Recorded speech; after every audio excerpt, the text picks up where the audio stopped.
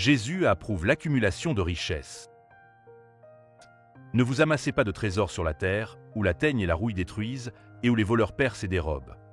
Mais amassez-vous des trésors dans le ciel, où la teigne et la rouille ne détruisent point, et où les voleurs ne percent ni ne dérobent.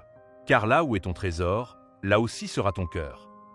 À première vue, certains pourraient penser que Jésus était contre l'accumulation de richesses pour nous-mêmes. Mais un examen attentif de ce texte montre que son objectif n'était pas de savoir s'il fallait accumuler des richesses, mais où les concentrer.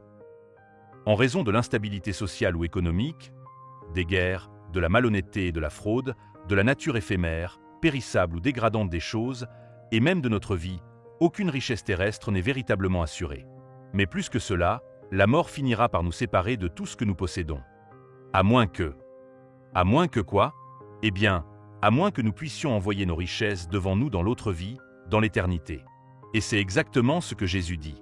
Il ordonne « Amassez-vous des trésors dans le ciel, où ni la teigne ni la rouille ne détruisent, et où les voleurs ne percent ni ne dérobent. » Il ne dit pas « Amassez-moi des trésors dans le ciel ». Il dit plutôt « Amassez-vous des trésors dans le ciel ». Jésus n'est pas contre le fait d'accumuler des trésors pour nous-mêmes.